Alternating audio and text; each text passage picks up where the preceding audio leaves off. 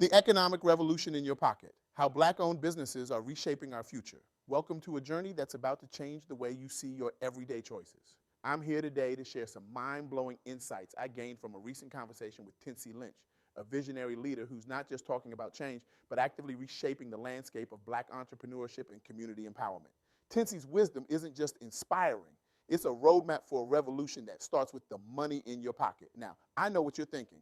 Another talk about supporting black-owned businesses? I've heard this before. But trust me, what I'm about to share will make you see this issue in a whole new light. It's not just about where you shop.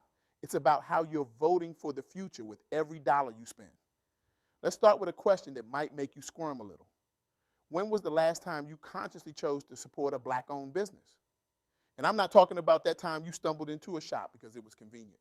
I mean, when did you last seek out and support a black-owned business because you understood the power of that choice? If you're feeling a bit uncomfortable, good. That discomfort is the first step towards change, because here's the truth bomb. Tincie dropped on me. Every time we choose where to spend our money, we're casting a vote for the kind of world we want to live in. It's not just about buying products or services, it's about investing in our collective future. Now, let me take you on a journey through 3 stories that will change the way you think about black entrepreneurship. These aren't just success stories, they're blueprints for a revolution. First up, let's talk about Sheila Johnson and BET. Now, you might know BET as that channel you flip past while looking for something to watch, but its origin story is nothing short of epic. Now, imagine this. It's the 1980s. The media landscape is whiter than a blizzard in the Arctic. And here comes Sheila Johnson with a wild idea, a TV network that actually represents black voices and experiences. Sounds obvious now, right? But back then it was like suggesting we should colonize Mars. Johnson faced more obstacles than a contestant on American Ninja Warrior. Limited access to capital, check. Discriminatory practice, double check. The kind of challenges that would make most people say, you know what? Maybe I'll just open a bakery instead. But Johnson, she looked at those obstacles and said, watch me leap over them in stilettos. Through sheer grit and some seriously savvy partnerships, she didn't just create a successful business. She built a launch pad for black talent, a megaphone for our stories, and a mirror that finally showed us our own reflection in the vast desert of American media. And here's the kicker. Johnson became the first African-American woman to hit that billion-dollar net worth mark. Let that sink in for a moment. In a world where the racial wealth gap looks like the Grand Canyon, Johnson built a bridge across it and then said, come on over, the view's great from here. But she didn't stop there. No, Johnson used her success like a catapult, launching opportunities for others through job creation, mentorship, and community investment. It's like she took the lift as we climb motto and turned it into an Olympic sport. Now, I can almost hear some of you thinking, that's great and all, but I'm not trying to build the next BET. How does this apply to me? Well, let me introduce you to Jessica Spaulding and the Harlem Chocolate Factory. This isn't just a story about chocolate, it's a masterclass in how to turn your passion into a community-changing force. Picture this, Spaulding, armed with nothing but a love for chocolate and a deep appreciation for Harlem's rich cultural tapestry, decides to start a chocolate company. Sounds simple, right? Wrong. She faced a dilemma that would make most entrepreneurs sweat more than a chocolate bar in July. How do you source local ingredients and compete in a market dominated by big players with deeper pockets than the Mariana Trench? Spaulding's solution? She doubled down on community faster than you can say cocoa butter. She prioritized local hiring, partnered with nearby suppliers, and turned every chocolate bar into an edible love letter to Harlem's flavors and history. Now, here's where it gets really sweet. The Harlem Chocolate Factory's success isn't just measured in profits or Yelp reviews. It's measured in the smiles of local suppliers who are thriving, in the pride of employees gaining valuable skills, and in the way Harlem now has a new cultural landmark that's drawing visitors from far and wide. But Spaulding's impact goes beyond just making great chocolate. The Harlem Chocolate Factory has become a community hub, a place where people come together to celebrate their shared heritage. It's like she's not just selling chocolate, she's selling belonging, pride, and a taste of home. Now, let's shift gears and talk about something that affects every single one of us. Money, not just earning it, but managing it, growing it, and using it as a tool for empowerment. This is where Hope Credit Union comes in. And trust me, Their story will change the way you think about banking faster than you can say overdraft fee. Operating in the Deep South, Hope Credit Union serves communities that have been historically underserved and overlooked by traditional financial institutions. You know, the kind of places where big banks look at and say, nah, not enough profit potential here. But Hope Credit Union, they looked at these communities and said, we see you, we value you, and we're here to help you thrive. Here's a mind-blowing fact. Hope Credit Union secured significant funds through the EPA's Solar for All program. Now, you might be wondering, what does solar energy have to do with banking? Everything, as it turns out. This initiative is helping to reduce greenhouse gas emissions and lower electric bills for overburdened households. But it's doing something even more powerful. It's creating wealth-building opportunities in communities that have been systematically excluded from such initiatives. Think about it. By lowering energy costs, families have more money to save, invest, or spend in their local economies. It's like Hope Credit Union found a way to turn sunshine into economic empowerment.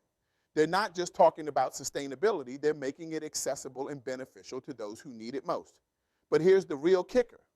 Hope Credit Union's efforts are contributing to a more equitable distribution of wealth and opportunity. They're not just providing loans, they're providing a pathway to financial literacy, home ownership, and entrepreneurship. They're proving that when financial institutions are truly committed to serving their communities, everyone wins. It's like they've cracked the code on how to make money work for people instead of the other way around. Now, I can almost hear you thinking, this all sounds great, but what can I do? I'm just one person. And that's exactly the mindset we need to change, because here's the truth bomb Tincie dropped on me. Every single one of us has the power to make a difference. And it starts with something as simple as where you choose to shop. Every time you support a black-owned business, you're not just making a purchase. You're casting a vote for the kind of community you want to live in. You're saying, I believe in you.